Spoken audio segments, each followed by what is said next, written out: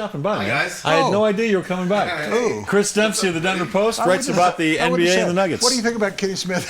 Yeah. I was just laughing back there. Kenny Smith? What do you think? Dude, I think he's good on the video board, but I don't know if that translates Right to here. the sideline. Right here. I was ragging on you. I'm glad you showed up. Would you pick up that paper today? Yeah. I love you. You know that? Is that really like a World War II ends headline? Barton figures to come back? I mean, Barton. Hey, I don't put the headlines on there. I just write the story. Yeah, I and turn know it in. that, but really? Okay, you did write the story. That's like 600 words. Yeah. That There's he a wants lo- to come back. They'd like to have him There's come a back. lot to Okay, know all right. about Will Barton's saga back to the Denver Nuggets. I don't want to talk about Will Barton. All right. I think we've talked about Will Barton enough. We should. It's one of the big headlines in the Denver I Post don't, I today. don't want to talk about Will Barton. Okay. They want Hey, him here are back. the He three wants him biggest back. head- Okay. Three biggest headlines. Woody knows this from being in newspaper business for so many years. It's May.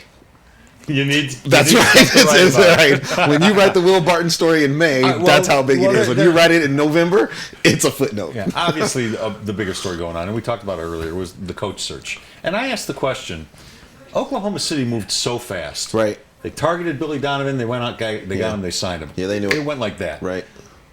The Nuggets haven't had a head coach for a long time. They ended the season Well, with an they had interim in Melvin yes. Hunt. Yeah. But we know they're searching for a new head coach. Yep.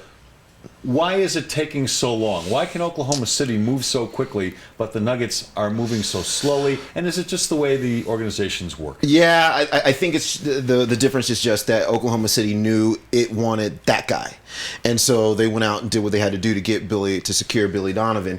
Whereas the Nuggets are waiting for some guys to be able to talk to. Obviously, Alvin Gentry is one of them. So in order to do that, you're going to have to wait a little bit. They might be able to talk to him between series if Golden State advances. So things like that are preventing them from moving as quickly as I think a lot of people would like. The other thing is that there are only two teams that need head coach in the NBA.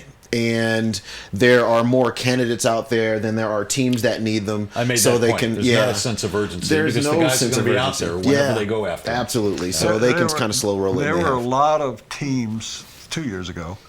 A lot of teams looking for head coaches. Mm-hmm. Memphis was. there were 7 or 8 teams. Yeah, Yeah. that's what I said. Because Memphis, George Karl Clippers, was Brooklyn. mentioned in Yeah. everything. So that one kind of falls a little bit shallow to me because let's say that Scotty Brooks is the guy. Yeah. So Orlando signs him. Then Denver's stuck here without their top guy. Yeah. And the other point I would make to you, and I say this very politely, is that Mike D'Antoni, Scott Brooks, what other names have been mentioned? Melvin Hunt, Alvin Gentry, Yeah. They're all available. Mike Malone. Yeah. Mike Malone. All of them except one Right. are not in the playoffs. So Yeah. I mean, can you? Not you. I'm not. You're not like their. I'm not running the PR search. guy. But Maybe I mean, you I'm should just, be. Maybe I should I'm be. asking your opinion. When you, at least to maybe the people of Denver say we're going to talk to a couple of guys now, and you tell them, we still want to talk to Alvin Gentry. There are a couple other assistant coaches still in the playoffs. Maybe Thibodeau is that we're going to hold off. But when you do something, I mean, in your opinion, should they do something or just wait? Have they even Well, started I think the they process? they did that this week. So what they did kind of toward the end What of they do April. this week? They started the interview process this week. Well, how do we know? Who did they interview? Well, here's how they're doing it. I'm just telling you. I'm just telling you what's told to me.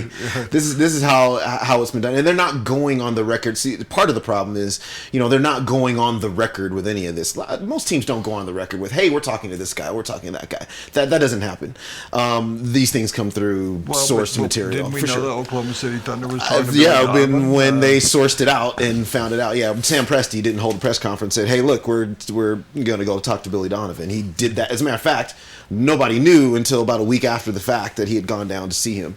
But with the Nuggets, it's not going to be necessarily they bring candidates into town, sit down, and have formal. They're flying out to see people. They're going to do some. They're going to do stuff over the phone, that kind of stuff. They are a little bit more interested in the questions they're asking than in the format, the forum in which they're asking them. So, I understand what you're saying. Are they overthinking this, Chris? No, I think if anything, if you're going to fault them for anything, it's, I don't know that they have a clear number one.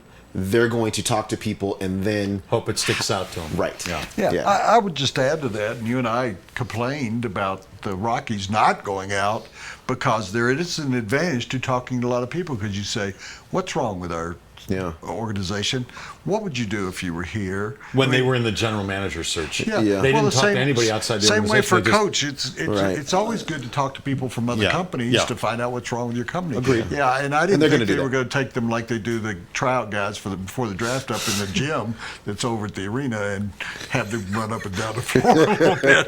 But, and when I think one of the specific questions they're going to want to ask is, when you look at the roster right now, what would you do with it specifically?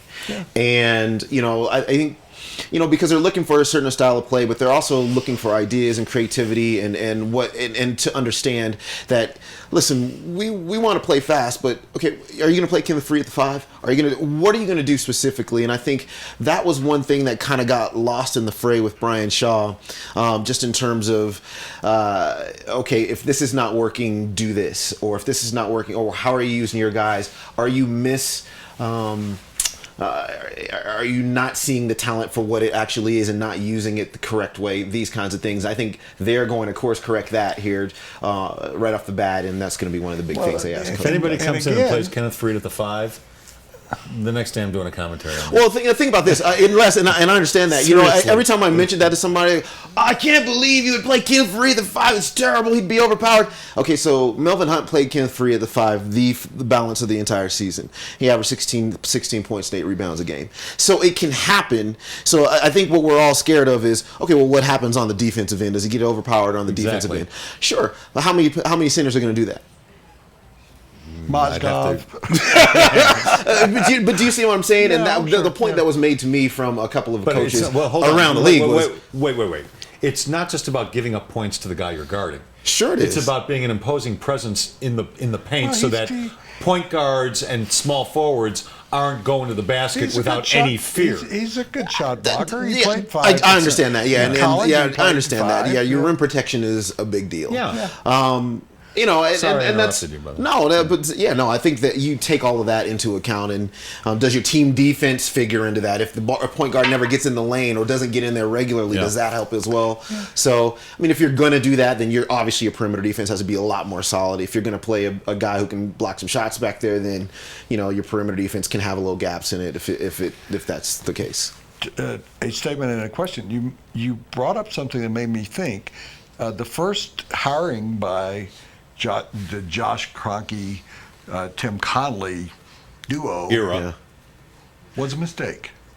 So I'm sure they don't want to repeat the mistake a second time. Right. So they're taking their time. Whatever you think about Shaw and how that was handled, that was a mistake for here at this time. Sure. So I'm sure that there's a reason why they're going to try their damnedest to make sure they don't repeat that mistake. And are you getting any whiff that Stan Kroenke is involved, is giving input? Well, that's a good. I'm glad you asked that question. The answer is not as much as you think. They are really. It's a Tim Connolly, Josh Kroenke show. Obviously, Stan, they're going to be updating him on the process, but because he writes the check, right? But my understanding is he's going to step back and allow this decision to be made by those two. I don't blame him. Yeah. I don't want to be blamed for this. Right? Yeah. Well, I think if you're Tim Connolly too, this is the one. I mean, you're right. This is make or break for Tim. Right. Yeah. And it's not like Stan Kroenke though. It's kind of like the president. He's got a lot on his plate because not only that LA thing with his football team, but I read yesterday about the guys trying to buy some Arsenal. guy from Arsenal. Yeah. So I want to buy Arsenal in the future. I guess where's he from? Somewhere in Africa. I think it was like Nigeria or something like that. He's the richest man in Africa, and he super said, rich guy. I want Arsenal. Of all the teams out there, I want Arsenal, and I'll pay up to a point. That caught my eye too, just because of the team. Really? Do you know that Stan Kroenke owns that? Yes, he does, and he doesn't care. This was a pleasant surprise. You coming by? Thanks, guys. Great. Right. Well, You really only came by because you saw pizza, right? No, I didn't, but I would like to have a slice. All right. Get that man a slice of Papa John's. All right, guys. All right, Chris. See you, man. Chris Dempsey, the Denver Post.